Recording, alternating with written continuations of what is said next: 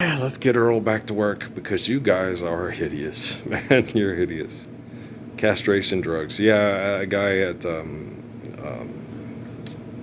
Ron, I met, a black man from at the library. I met, told me about, what they do with people in the military with that, and that it's legal, to do.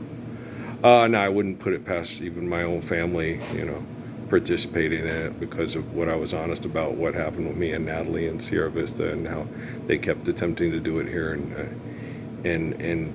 Cruces and how hard it was to deal with because I'm an honest person and a truthful person and I knew what I was dealing with and I told everybody what I was dealing with, but everybody said I was a pervert and the people I were dealing with were great propaganda heroes giving us 911 Nashville, right? You do know they used one of them wind tunnel things that they just shut down in El Paso to do that scene with the music with the big black guy floating up in the air, right?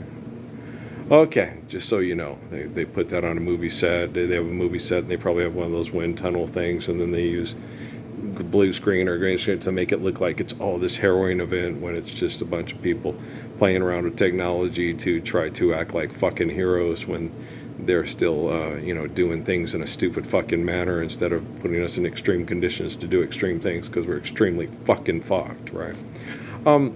Yeah, from Rockefeller's point of view, I am mad about people putting chemical castration drugs into my body because I was honest about what the military scientists were doing to me to try to make me look like a pervert because the conservatives thought I was David Rockefeller's Manchurian Jesus and had,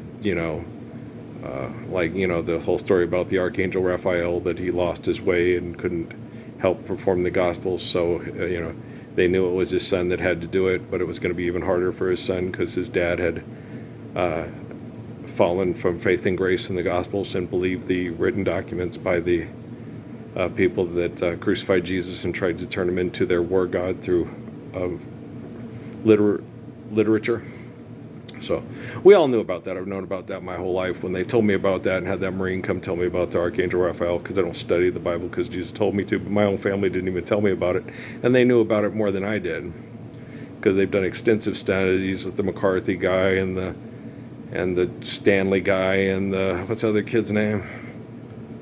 One I don't like, Womack. Yeah, not Womack. So, they had a lot more extensive information of what insiders were doing and studying and manipulating through scientific manipulation of the Gospels to try to make them the central source of the Gospels and not the actual source of the Gospels. Like what happened with Hitler, with Stein Snyder, and Daniel, with the Book of Daniel, and so forth. And so I do not wish slow castration drugs for them and slow chemical poisoning while everybody sits and watches and doesn't stand up because they don't believe him to be the Messiah. They believe they're ego to be so. I wish you to stand up and live the Lord's Prayer immediately and accept the graciousness and the courageous kindness and the forgiving nature of the beauty of the eternal spirit of the Messiah, who is me. And I don't want these people exterminated and or murdered. I want them contained and I want them stopped, and I want us to use our technology to share the truth of the Gospels so we can live the truth of the Gospels immediately. I do not want to continue to correct technology with my beautiful life and get technology to eventually isolate, contain, and exterminate the people that are using technology to mass murder people with bad science projects globally. That is not my desire. I'm not a killing machine for corporations. I am a gracious good shepherd for all children. Okay, I'm not your fucking invention. I'm God's creation. Do you understand me? I am sick of being used and ignored by piles of shit like you, being the most beautiful men any of you piles of shit had the privilege to ignore because you're so fucking annoying, right? Go to pretend to be something you're not on TV for money. Okay, these are not relationships. This is marketing. Okay, that's why I didn't want to be an actor, because I did not want to destroy the sanctity of my marriage with marketing. I quit playing sports because people would do anything to win and would do things that were uncouth and even, like I saw with Jack Tatum and Daryl Stingley, kill other human beings to win a game for money for corporate leeches and mass murderers. right? I've never run from a man in the Klan. I shouldn't have to run from a black man. I didn't run from that black woman that probably administered the orders to put chemical castration drugs in my food donations, right? And she thought she was a better man than me. So did Barack Obama, but that's their issue, not mine. I don't know how many people are going to want to visit that museum on the south side of Chicago in La Futura, Más Rápido. I would like to think that people would sit there and say, well, let's just tear it down and start over again. I like Ted Mills too. Instead of that, we'll just tear down that big concrete debacle and make sure that we have land that, where the grass grows through the concrete. Que bueno, That's all I wish for people. I just wish people accept the truth of the Gospels, the kindness and the protection of the Messiah, and the forgiveness of his heart, and the courage of his kindness. That's all I want the people to do. I don't want to jump into the cell phone and grab everybody and make them be gorgeous in my delusions of grandeur. In Christ's name, Ralph Earl Parsons Jr., Christ, I forgive you, okay? And in freeing the soul from your pathetic mind, I redeem you. And so you're welcome. And if you accept this redemption, then you are worthy. If you reject this redemption, then David Rockefeller and Philip Rothschild trapped you in hell, and that's where you're going to stay. Until, if you keep this up, I largely am the focal point of any living man, that you have access to on your devices through social media. Fix it largely by myself, and you don't have to get paid $50,000 to drive across a part of Louisiana that doesn't require you to do so because money's not real. Just tear that fucker down too.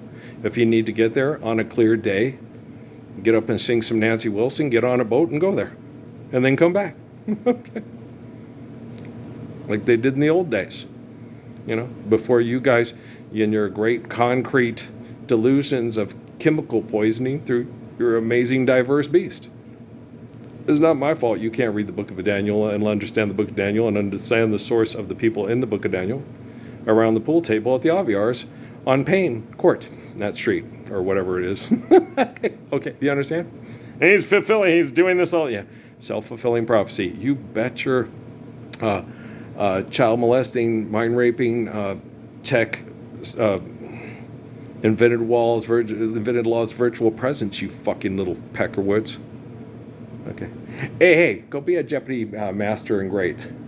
But get the hell out of our bathrooms and our bedrooms, right? You guys are protecting Natalie from Amy and me, right? And I protect Amy, and Amy's a pervert. Okay, well, you explain that to Michael Aquino and Antoine LaVey, L. Ron Hubbard, and Dave Miscavige. Because I can't. Because they listen like shit. They've got tax-free organizations, and they got more monies than you assholes got monies pretending to be spouses on TV, trying to keep their mom from putting a tramp stamp on herself when she's in her 60s. All right? Does it say Adrian? Adrian! Yeah, poor Leticia. She was so mad at me. She thought I would come and, oh, I wanted to. Oh, every ounce of my body wanted to run to that little tiny Mexican lady that said I was the sexiest man that she ever experienced in her life because of my listening to her. And I wanted to walk up to her and tell her, let's see if we can raise our kids together. And, I'm not afraid of your Marine baby daddy. And but I knew the courts would do exactly what they're doing to me still today. And it's hard for me to detox, and every time they spray chemicals, it agitates my testicle again, and I've got to go out in the sun, and I got to soak, and it's very painful. I know once I'm removed from this constant toxic agitation through legalese and linguistics through the Supreme Joke and Motel Boulevard, that I will be able to recover, but I'll never be the same. I know that, I got the scar tissue all across the front of here. I've got 3 teeth rotted out of my head. I've got 1 testicle that does not function and 1 that still does, which is very fortunate because most guys that get castration drugs, both testicles shrivel up and their capacity to, they have to be surgically altered just to stay alive with a catheter, and that won't happen to me because I have such a strong immune system, and I'm such a strong human being, stronger than those sexy guys in that wooden firebox fire station there. Wow, and they're really cute. Yeah, they are physically cute, but they're not nearly as gorgeous as Earl sitting on that toilet outside of Fort Huachuca with that laptop on top of that hamper, are they? No, not even close. No, not even if they tried a zillion times, and I just made that up. Well, no, people have used a zillion. Oh, that's right, but it's still something we made up, right, guys? But boy, they're sexy. Oh my gosh, they're so sexy. Okay. Call your cake Shuda. Call your cheerlicity. Jardiance. Israelis, well, it's a little pill with a big story to tell. Let's show up and be a paramedic today, and we'll be sexy 911 in every city, every way. Lone Star, Nashville, New York, or LA. It don't matter to me. Everything's okay. I don't believe the Lord's Prayer will, and I don't believe in the Messiah either. But boy, am I sexy. Now, like, subscribe, and share. It helps me more than you'll ever know. I have a fan club. They have a fan club. They sure are sexy. And don't feel sorry for them. This is, life's eternal grace is infinite, and we're a long time in the making, like Sam Cooke. I was born by the river. Nashville. I went through Nashville. I got caught in a speed trap in Nashville. Yeah. And the military guy showed him my ID, and he told me to slow down, that my son wanted me to get there alive. I was like, yeah, and also with as much money in my wallet to survive living in Cumberland County with the John McCain people and the Department of Defense. Fuck. Guys. In the deep south of the United States during Desert Storm and in Washington, D.C., apparently it was worse in Washington, D.C. than it was in Fayetteville in North Carolina, Cumberland County, North Carolina. The averaged corporal or airman's first class or whatever stuff was more than $350 below the poverty level, and were not eligible for any federal assistance because they were federal employees. Yeah. It took John McCain 2 to 3 years to fix it. Well, because he's a politician. What an asshole. Bomb, Iran. And he wanted to be president so he could tell you how your money's spent. Why can't we be friends? Why? And when we sent that drawback that helped, quote, set up a thing that was efficient and fair to save the government millions of dollars, and the Reagans putting too many people in the military that weren't qualified to be in it. They killed most of those people after they got out with chemical poisoning to stop even more federal spending. And it was a real good idea and very compassionate, very kind, like me and Linda with Mom, with the medical industry signing off on her because she wasn't financially viable and killing her for her own treatment. And McCain took all the credit for it. Yeah. Scott Howell was very mad. Me and Ty Sunderman expected it. We were both like, it's politics, Scott. He ain't going to give us no credit. He's not going to say anything about it. It was a really, quote, good idea. It was very compassionate. It was very intelligent. We said we ought to give these people opportunities, give them a buyout. Okay. People that have been for 8 years, whatever, so many in, they're close to retirement. Instead of stay in and have more and try to outspend the Russians, get them a buyout to get out, and then that will give them a jump start in the civilian world with extra economy to help them, for a good down payment on a good house, and then pay off the car, all those bills and stuff. So not have them be in economic distress in their civilian transition from military to civilian. That we sat down at me, Scott, and Ty sat down and said, what do you think the best, rollback and force reduction to save taxpayer money and to help out the military transition? So we sat down and we wrote this out, and we came up with it. And Scott finished it and said, okay, what we should do then was we should give it to you because John McCain is your senator, and he's on the Scott was from Florida and Ty was from Minnesota, and we'll give it to him since he's on the the whatever committee thing. And we did. We sent it to him, and then a month later, Scott came back and was all excited because he had the copy of the Air Force Times and said, "This is our plan verbatim presented to Congress and passed as the best plan for the rollback for the U.S. military." Cool. Did you get anything? No, I didn't get back nothing from McCain. He was so mad. He's fit to be Ty. Me and Ty Sunderman just laughed and go, you really expected to get credit for it? You really thought John McCain's ass would come and say, it was these three good airmen? Well, Scott got into Embry-Riddle, and Ty was already a college graduate in anthropology from NDSU, North Dakota State University. Okay, and but he went in. His dad said it would be better to go in enlisted first, and then cross over and be a officer, because the people that he commanded would have more respect for him as an officer if he was enlisted first. Because his dad from Minnesota to North Carolina enlisted as an enlisted man in North Carolina. One night they were out, he was a military policeman. One night they were out driving around the post. There was a man beat half to death, bleeding in a ditch. Mr. Sunderman went out there, administered first aid. The sergeant came back, what are you doing? He picked up the man and had put him in the back of the Jeep and was going to take him down to the local hospital. The sergeant picked up the man and put him back in the ditch and told Mr. Sunderman, this isn't Minnesota, this is North Carolina, right?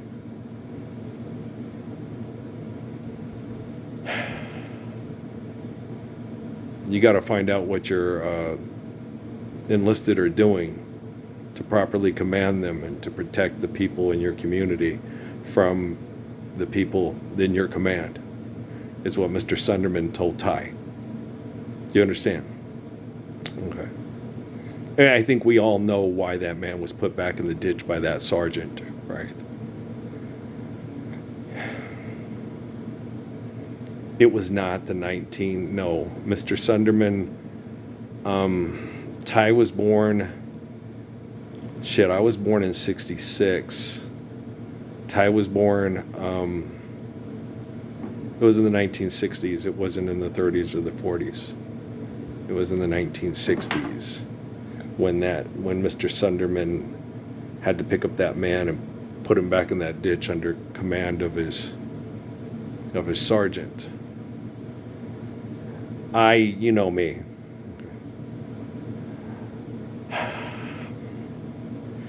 There wouldn't have been a court-martial. I would have knocked the fucking sergeant the fuck out. Took him to the hospital too. Told the people at the hospital he must have lost his mind. Went to the officers and said, I found this man, this way.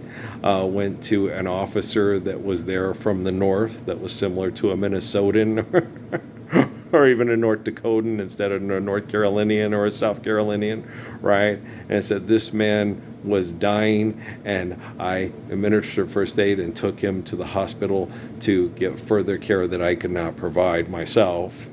And there wasn't a disagreement. The sergeant came to help and just simply lost his balance and knocked himself out on the fucking Jeep, is basically what I would have said.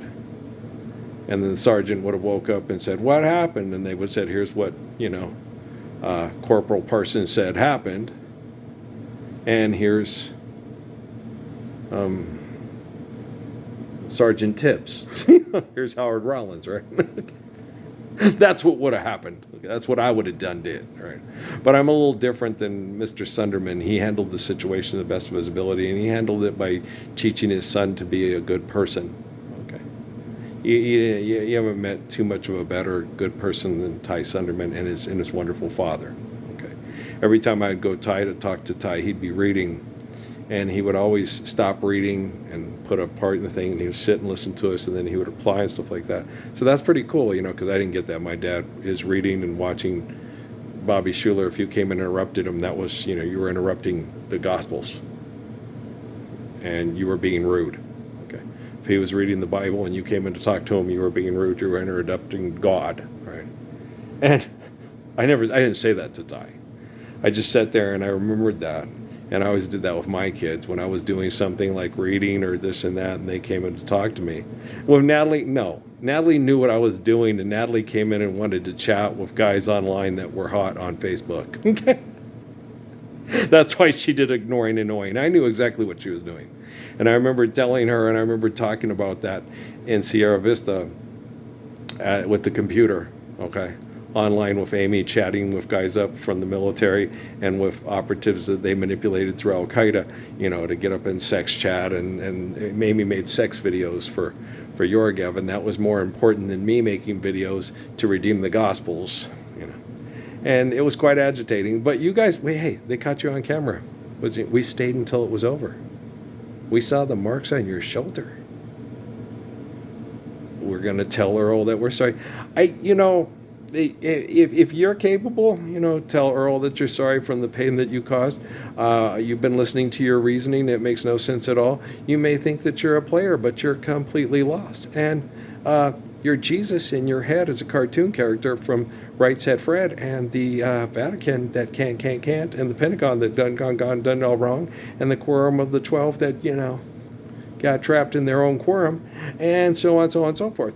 So, I've been explaining this to you for a long time, and Rockefeller told me, and I told you guys, Rockefeller done told me, and I don't know, but I don't understand you running off with that traveling man. I ain't gonna miss that traveling man. But you know what I'm saying? I'm not gonna miss her mother either. I miss my mother. I do miss my mother. Yeah, she was a very, very, very, very, very, very good woman. Yeah, my mother, wow, exceptional. Yeah. If you ever met my mother, you'd remember my mother. She didn't have green eyes. She had ivory skin and grayish, little flecks of green, and red hair, big red mane, beautiful big red mane of hair. Looked like a lion's mane. Yeah, she had a big, wow.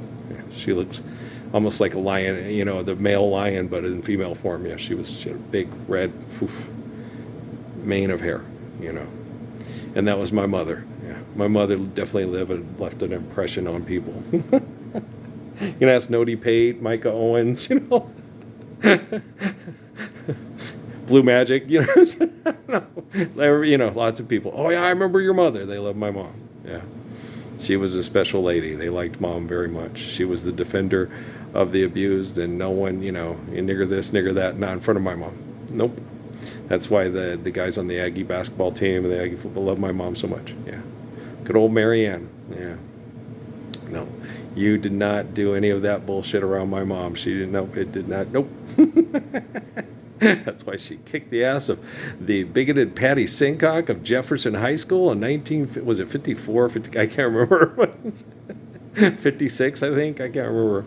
My mom went in the pool and proceeded to beat that girl's ass in the pool so bad. Mom was determined, and then that crazy lesbian, I'm not going to destroy my hair and destroy my eyeballs so you can win a goddamn gold medal.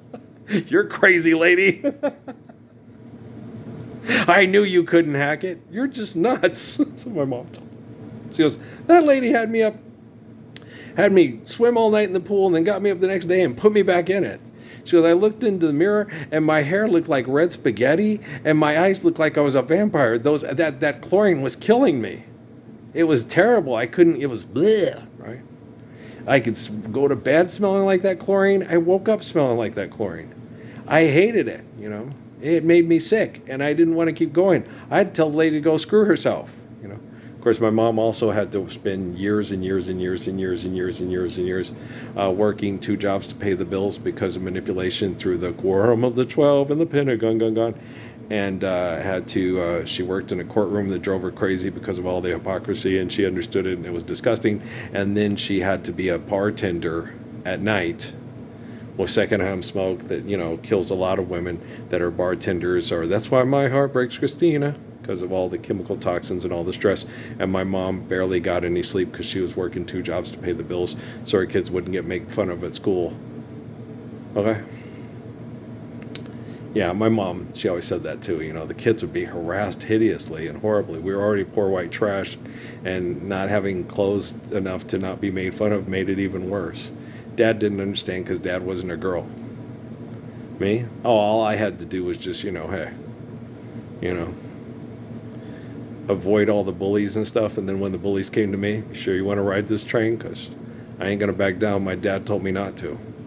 He told me, he said, if you give in to bullies, you have to be bullied your whole life. If they push you into a corner, kick their ass, and then when they call me down to the school, I'll tell them how I raised my kid, and it must be the other guy's problem and not mine. And that was the way it was. Yeah. It worked that way with me every time. It never got that far. Most of the principals and teachers and stuff did not want to deal with my dad. I don't know why Wayne Kendall. Oh, because I was selling drugs to Bob. That's why Wayne Kendall dealt with Jenny Cummins instead of my dad, which couldn't have worked out better for me because he got his ass kicked and he deserved it. No, my dad's a lot more polite than Virginia Cummins. Yeah. You think he would have listened?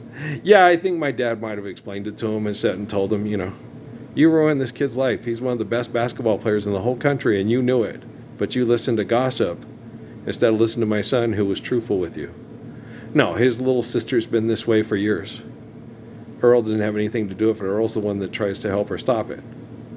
Yeah. He's a good kid. You couldn't ask for a better son. My mom said that. You love all your kids the same, but you appreciate your kids differently.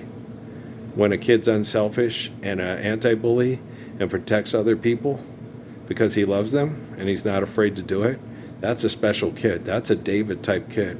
That's a Jesus-type kid. I have to go out and do my Father's work. I don't see Jesus as a God. I see Jesus as the eternal spirit of a perfect son like Job, a perfect husband like Jacob, and a perfect father like Adam. That's how I see my Lord Jesus Christ. With a t-shirt, with the tuxedo on it, and a mullet saying I'm here for business, but I'm also ready to party. Right. And then has kids and names them Walker and Texas Ranger, and then all over their bigoted grandpa like a spider monkey because he has them out there getting heart disease and cancer and birth defects from being on a goddamn NASCAR track. Yeah, that too. You are a twisted sense of humor, Mr. Parsons. Hey, man, you guys raised me and you had me married to Stephanie Lane Gillard for 5 years and Amy Suzanne Fabre for 11 and tortured us the whole time with your virtual presence through your fucked up scientists that are selfish and evil and have no intention on repeating whatsoever and keep giving us propaganda bullshit like this 24/7. And they have no intention on stopping. They feel no obligation to participate in their salvation, and they know no obligation to help deliver their children from their own evil. None whatsoever.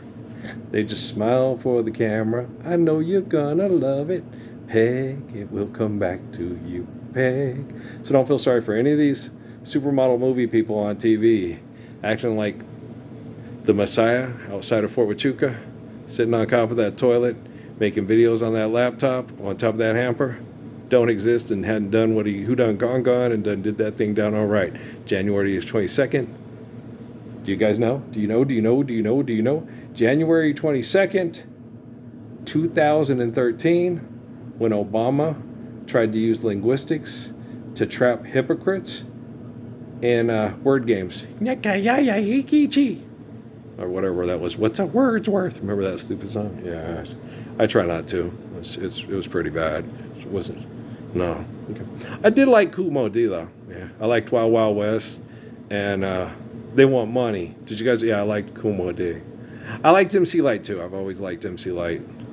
Those are the only two rappers in that rap of self-destruction that I was familiar with, that any of their material they put out that I was fond of.